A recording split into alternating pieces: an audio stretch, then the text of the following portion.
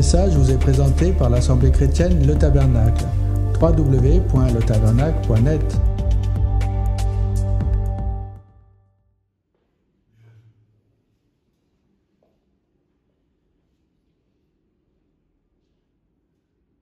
Je vais essayer de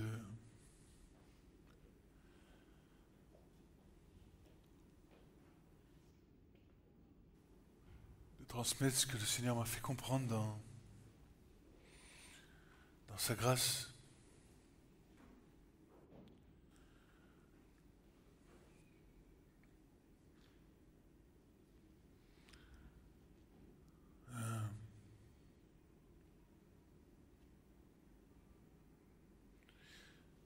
L'Écriture est la nourriture de l'homme. Si nous ne nous nourrissons pas de l'Écriture, si nous ne prêtons pas garde aux injonctions du Saint-Esprit, nous risquons de passer à côté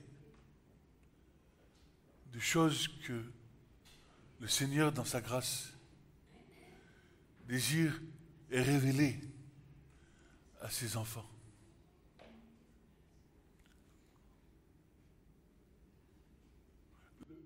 Le but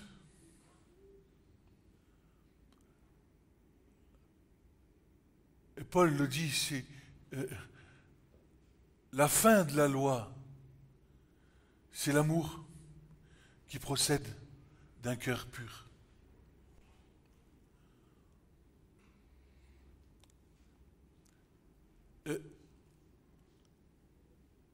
Plus tu avances avec le Seigneur, plus il faut que le Seigneur ouvre tes yeux à l'Écriture, à sa parole, pour que tu puisses discerner le plan de rédemption que Yeshua est venu accomplir à la croix. Beaucoup trop de chrétiens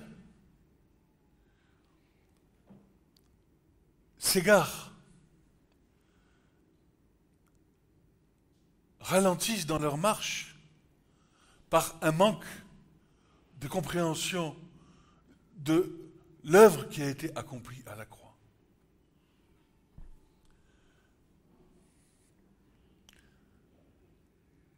Nous mettons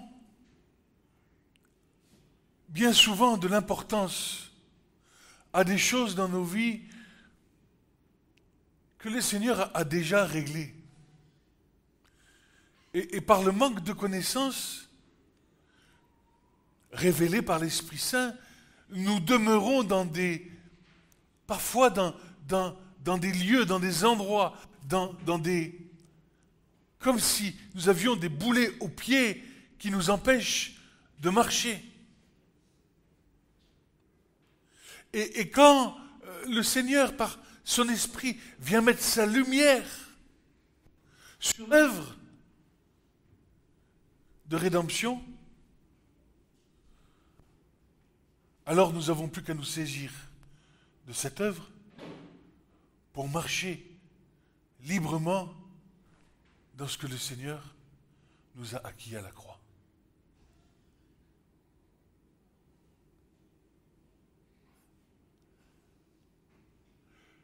Et ce que j'ai compris, je vous le soumets,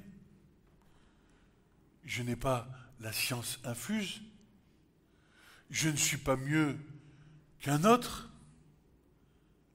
C'est pourquoi nous devons nous examiner les uns les autres et de savoir si ce que nous disons est la vérité.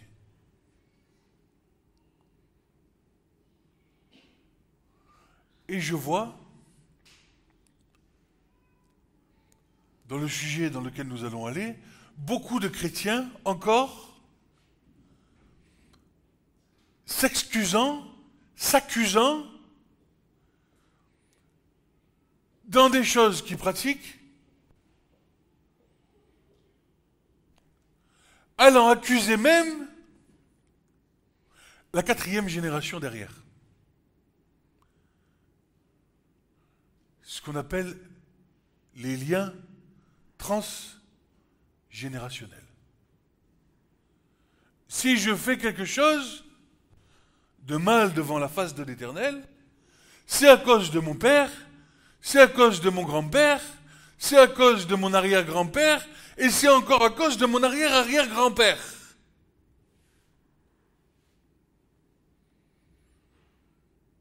Et il est vrai que l'Écriture nous parle des liens transgénérationnels.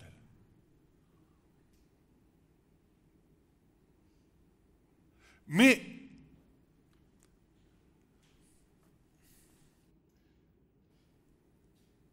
quand Yeshua vient pour mourir sur la croix, au moment de la résurrection, au moment où il remonte auprès du Père, il nous est dit qu'il nous a fait asseoir en haut, dans les lieux célestes. Et le Seigneur m'a éclairé sur plusieurs versets que j'aimerais vous donner. Et je m'excuse déjà ce matin parce que je devais mettre tout ça par écrit, mais j'ai été pris dans la nuit d'une douleur extrême dans l'épaule suite à un petit exercice que j'ai fait avec mon fils hier. J'ai pas dormi de la nuit et j'ai pas pu mettre par écrit ce que je voulais vous partager ce matin. Mais l'Esprit, au-dedans de moi, m'a poussé à venir. Parce que je crois que ces choses sont importantes. Et que le Seigneur veut nous faire comprendre ces choses. Pour que nous ne croyions pas en ce que l'ennemi veut nous faire croire.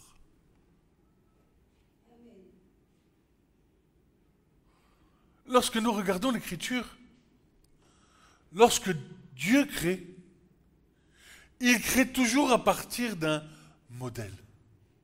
Il a un plan. Un plan parfait. Car tout ce que Dieu crée est bon.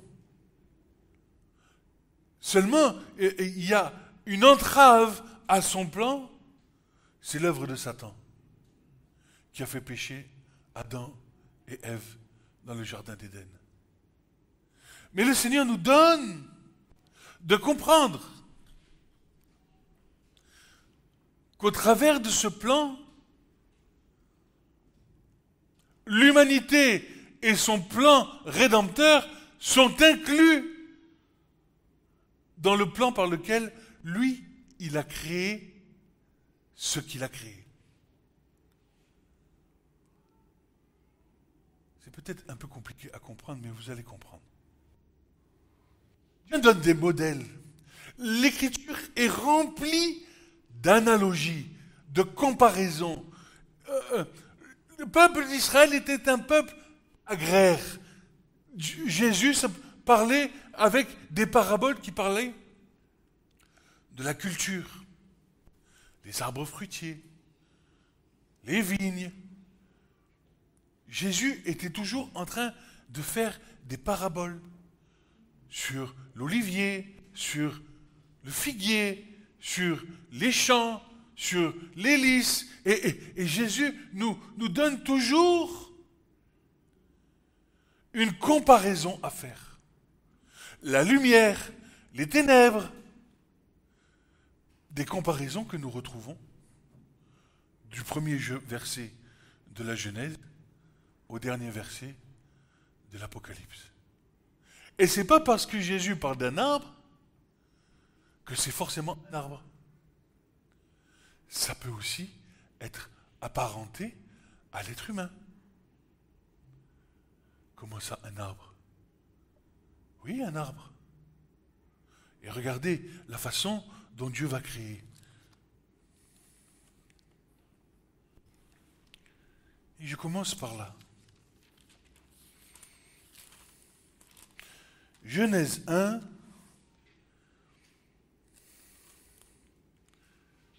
verset 29.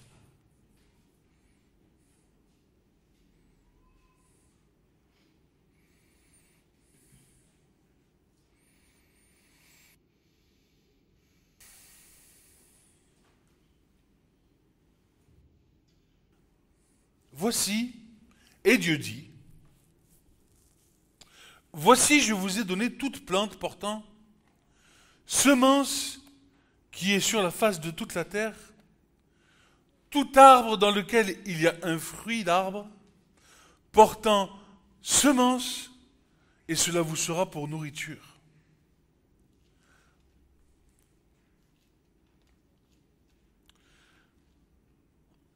Un arbre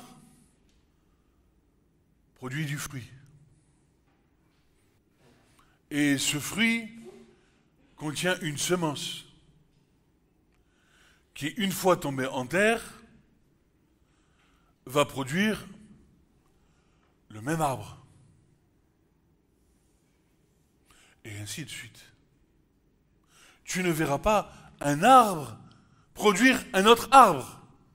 Ce que l'arbre produit demeure ce que produit l'arbre. Un figuier fera des figuiers. Un olivier fera des oliviers. Une vigne fera du raisin fera des vignes.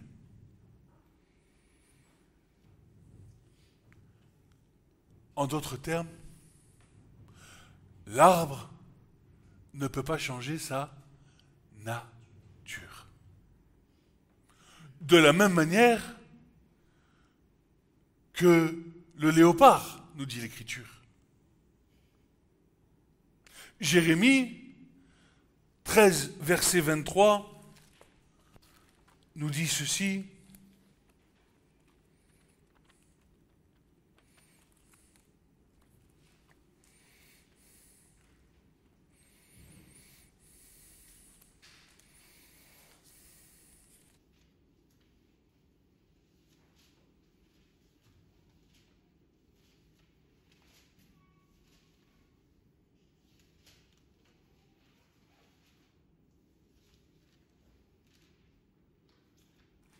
L'Éthiopien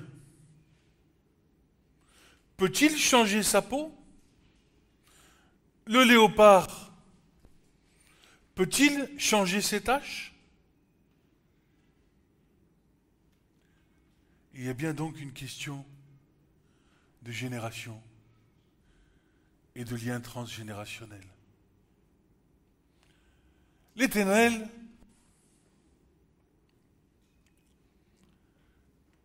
dans Exode 34, va nous parler de manière claire et va nous dire ceci.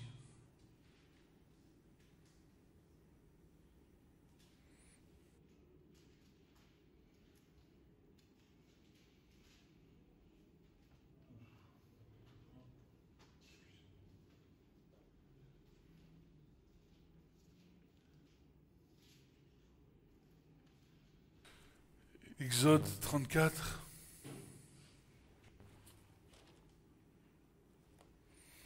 Lorsque l'Éternel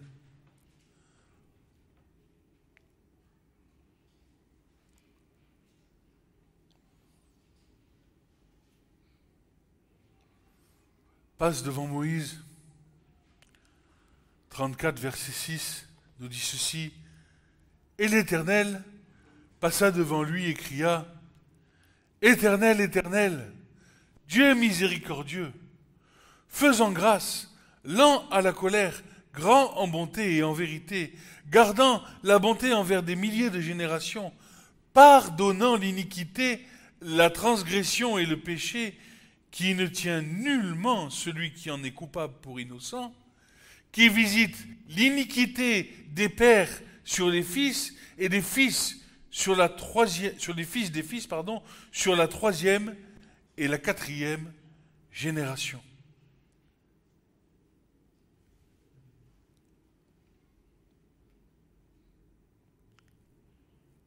Je crois que c'est plutôt dans Nombre 14, où il est dit qu'il fait grâce jusqu'à la 1000e génération. 1000, c'est un symbole d'éternité. 1000, c'est un symbole de rédemption. Mille, c'est Aleph. Et Aleph, c'est Dieu. C'est-à-dire qu'il y a un changement d'état. Lorsque nous passons d'un état de pécheur sans la connaissance de Dieu à un état de racheté avec la connaissance de Dieu, il y a une opération qui s'opère par le Saint-Esprit, c'est un changement d'état. Pardon ? La métanoïa. Un changement d'état. Tu n'appartiens plus désormais aux choses de ce monde. L'arbre que tu es n'est plus entré dans la terre d'ici, mais dans la terre d'en haut.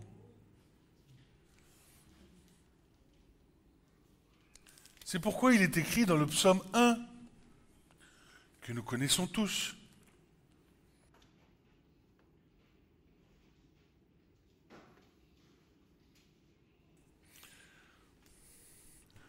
Nous pouvons le lire. Bienheureux l'homme qui ne marche pas dans le conseil des méchants. Et regardez un petit peu la différence que le psalmiste sur lequel le psalmiste appuie. Il transforme les choses. Il dit, les méchants, c'est en bas. Qui ne se tient pas dans le chemin des pécheurs, qui ne s'assied pas au siège des moqueurs. Ça, c'est la vie d'en bas. Avant que je connaisse Dieu, j'étais moqueur, j'étais pécheur, j'étais rempli de plein de choses, mais qui n'étaient pas à la gloire de Dieu. Mais voici que maintenant, je suis au Seigneur et je me tourne, mon cœur se tourne, mais qui a son plaisir en la loi de l'Éternel et qui médite dans sa loi jour et nuit. Ah, dites-moi, c'est pas ce que Paul dit.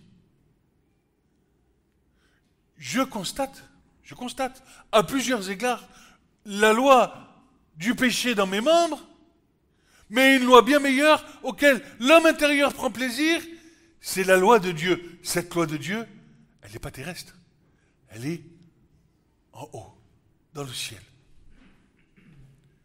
Écoute bien ce que dit la psalmiste.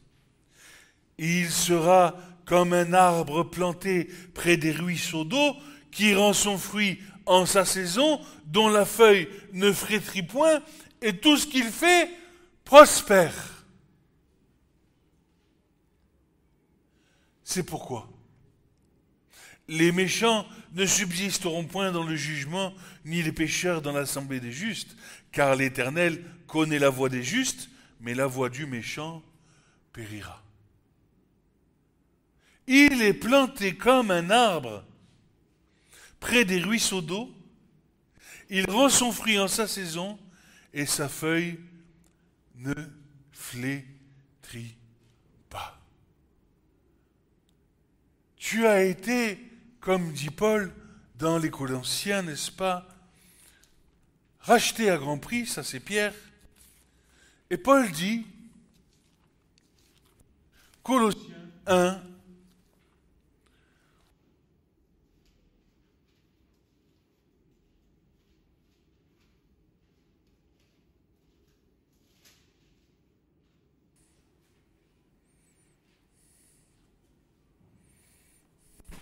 verset 13.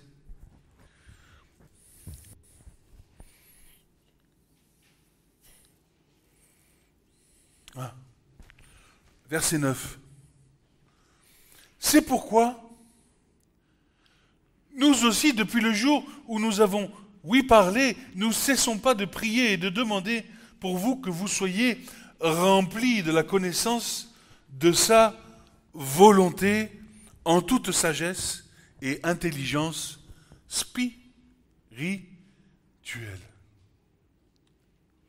pour marcher d'une manière digne, pour lui plaire à tous égards, portant du fruit en toute bonne œuvre, croissant par la connaissance de Dieu, étant fortifié en toute force, selon la puissance de sa gloire, pour toute patience et constance, avec joie, rendant grâce au Père qui nous a rendus capables de participer au lot des saints dans la lumière.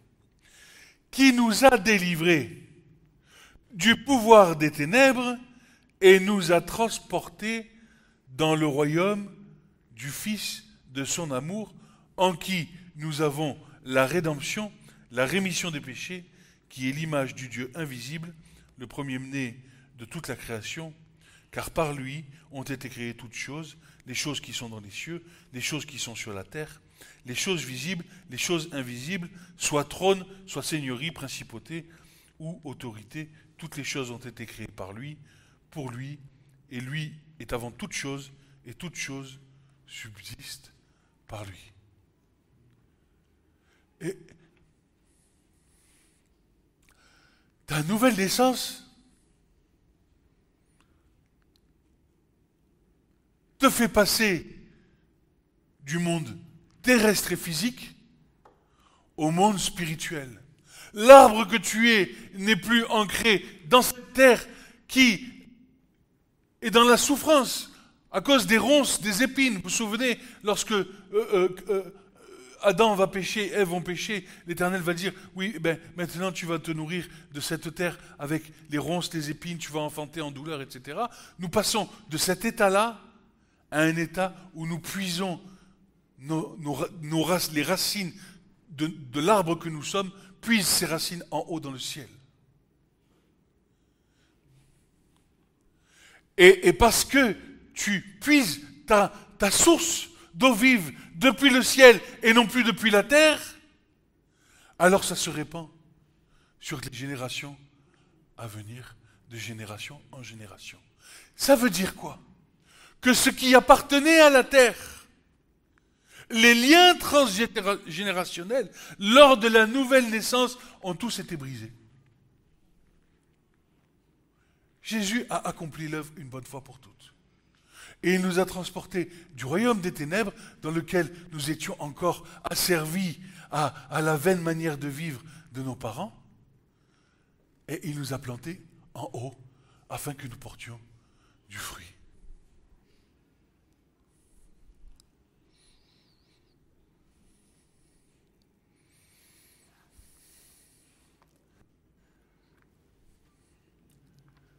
Voici, les choses anciennes sont passées. Et toutes choses sont faites nouvelles. Ne cherche pas dans tes ancêtres. Cherche dans le ciel. Garde tes yeux rivés sur Jésus, le chef et le consommateur de notre foi, le rémunérateur de ceux qui le cherchent. D'ailleurs, Jésus dit quoi?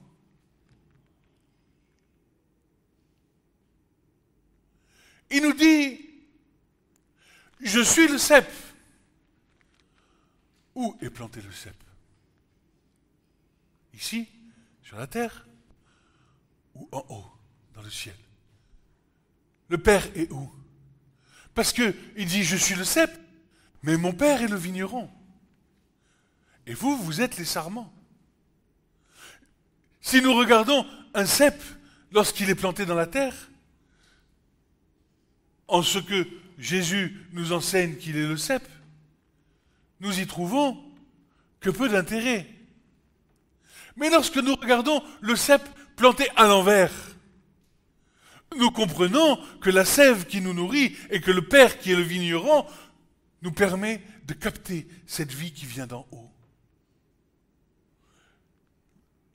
L'arbre, la vigne, ne tire plus son origine du terrestre, mais du céleste.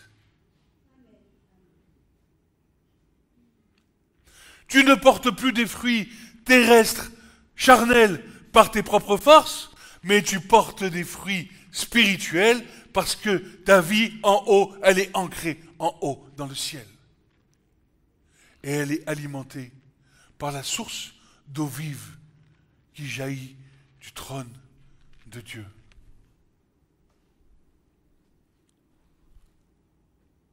Et des analogies comme ça, il y en a plein. Lorsque Dieu va créer, Il nous est dit que la terre, elle était informe et vide, qu'elle était tohu vavohu, et qu'il y avait des ténèbres à la surface de la terre. Et que Dieu dit qu'il y ait la lumière, et que la lumière fut. Mais laisse-moi te dire, mon frère, ma sœur, que c'est la même chose pour chacun d'entre nous. Les ténèbres étaient à la surface de la terre. Les ténèbres étaient en toi, étaient en moi. Et lorsque Dieu dit que la lumière soit en toi, alors la nouvelle création prend forme. Et des ténèbres, tu passes à son admirable lumière. Alléluia.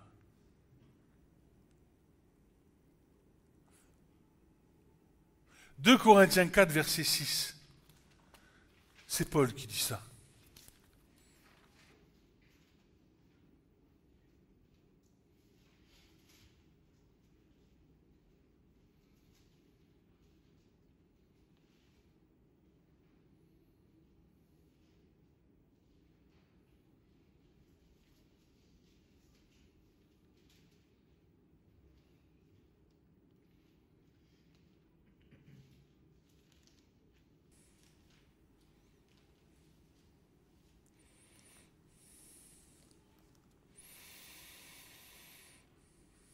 Car c'est le Dieu.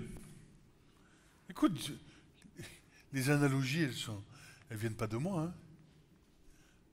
Elles viennent de l'Écriture. Car c'est le Dieu qui a dit que du sein des ténèbres, la lumière resplendit. Il fait appel à la Genèse. Qui a reluit dans nos cœurs pour faire luire la connaissance de la gloire de Dieu dans la face de Christ. Nous avons ce trésor dans des vases de terre afin que l'excellence de la puissance de Dieu, non pas de nous, étant dans la tribulation de toute manière, mais non pas réduit à l'étroit, dans la perplexité, mais non pas sans ressources, persécuté, mais non pas abandonné, abattu, mais jamais ne périssant, portant toujours et partout dans le corps et la mort de Jésus, afin que la vie aussi de Jésus soit manifestée dans nos corps. La vie de Jésus. Où se trouve la vie de Jésus? Où elle se trouve, la vie de Jésus? Elle ne se trouve pas sur la terre. La vie de Jésus, elle se trouve dans le ciel. Et c'est ce à quoi nous sommes appelés. Ne pas laisser le diable te faire croire qu'il y a encore des liens de ceci, des liens de cela, des liens de ceci ou cela. Si tu es vraiment né de nouveau, alors tu ne fais plus partie de la terre, mais ta patrie, elle est d'en haut, elle est céleste. Et les difficultés que nous rencontrons, elles sont liées au fait que nous sommes plus attachés à la terre qu'en haut. C'est une question d'équilibre. Plus tu t'accroches, plus tu t'enracines en haut, plus l'arbre sur lequel, écoute bien, tu as été hanté prend vie dans ta vie, plus tu manifestes le fruit, non pas qui vient d'en bas, par tes propres efforts, je veux être agréable à Dieu, je veux faire ceci, je veux faire cela pour Dieu. Non, non, plus tu fais ça, plus tu meurs. Et plus tu te laisses conduire et porter par l'Esprit, plus la sève qui vient d'en haut, plus les racines puisent leur eau dans le trône, dans le fleuve d'eau vive qui coule du trône de Dieu, plus ton fruit est manifesté sur la terre. Et c'est ce que dit Paul, afin que la vie de Jésus soit manifestée dans nos vies. Et tant que nous n'aurons pas compris ça, ben tu pourras faire tous les efforts que tu veux. Parce que le rôle du diable, c'est de t'éloigner de cette pensée. Le rôle du diable, c'est de te faire croire encore que c'est parce que tu as un cousin germain qui a trompé sa femme il y a peut-être 60, 15 ans ou 85 ans que c'est parce que tu es dans cet état-là. Non. C'est parce que nous ne regardons pas à celui qui est la source d'eau vive. Si tu bois de cette eau, dira Jésus, vous n'aurez plus jamais soif. Celui qui mange le pain, celui qui mange mon pain n'aura plus jamais faim. C'est parce que nous regardons ailleurs. Nos yeux ne sont pas rivés sur Jésus. Le chef est le consommateur de notre foi. Ils sont rivés sur nos quotidiens, sur nos propres problèmes de tous les jours. Et c'est intéressant. Parce que Paul, encore une fois, dans Romains 11, nous parle de cet olivier dans lequel nous avons été hantés. Dis-moi, excuse-moi mon frère, ma soeur, mais d'où vient la Torah? Elle vient d'où la Torah? Elle vient d'en haut. Elle a été donnée par le doigt de Dieu, elle a été donnée par la bouche de Dieu à Moïse, n'est-ce pas? Et qu'est-ce que nous dit Paul? Vous avez été hantés. L'olivier, c'est Israël, mais les racines qui portent Israël, c'est la Torah. Et cette Torah, elle est ancrée dans les cieux. Donc, nous tirons de notre nature, de notre nouvelle nature, nous tirons notre vie d'en haut et non plus d'en bas. Et tant que tu tireras ta vie d'en bas, tu ne monteras pas en haut. Donc, le combat, c'est de te maintenir dans l'esprit. Quand le Saint-Esprit vit en toi, quand il est pleinement en toi, pas attristé, qui te donne la connaissance des choses, qu'il te donne du discernement. Regarde le combat que tu mènes pour maintenir cet esprit, cet état d'esprit en vigilance, en état de veille. Pour ne pas te laisser détourner de la pensée de l'esprit et retomber dans la pensée de la chair. Combien de fois j'ai remarqué, mais il faut être attentif dans vos vies. Lorsque vous êtes animé de l'esprit, que l'esprit vous conduit et que vous voyez par l'esprit les attaques de l'ennemi, comment on appelle ça? Les divergences, pas divergences, c'est pas ce que je veux dire. Les diversions, merci. Les diversions de l'ennemi, pour que tu perdes le cap que l'esprit veut te faire conduire.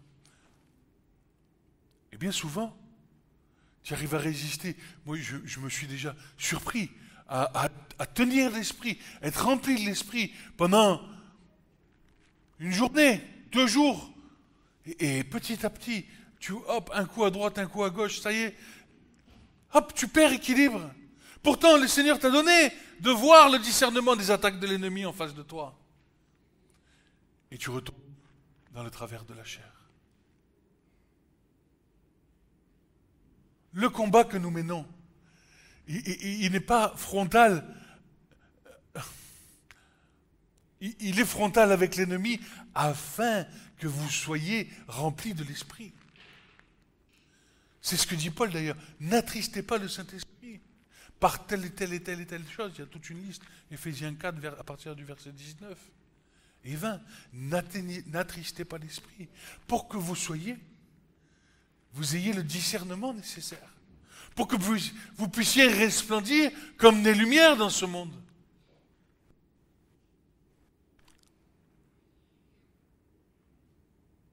C'est pourquoi nous devons tirer cette vie d'en haut.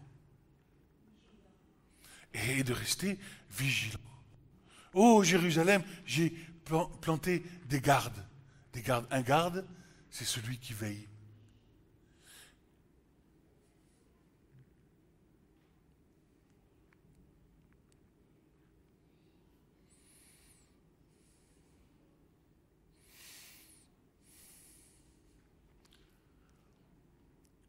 Alors comment je sais qu'il y a un fleuve en haut dans le ciel?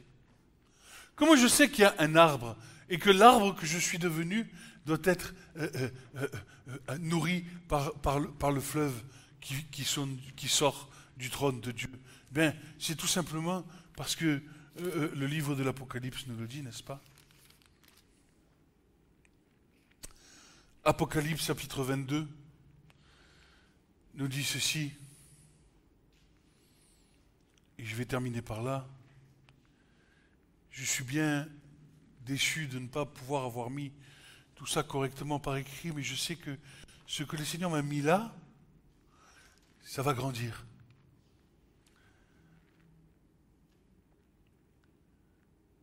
Il me montra un fleuve d'eau vive, éclatant comme du cristal, sortant du trône de Dieu et de l'agneau. Au milieu de sa rue et du fleuve, et ça et de là, était l'arbre de vie, portant 12 fruits et rendant son fruit chaque mois, et les feuilles de l'arbre sont pour la guérison des nations. Si l'arbre que tu es puise sa vie du trône de Dieu, alors ce que tu porteras comme fruit sera pour la guérison de tes proches, de tes amis, de tes enfants.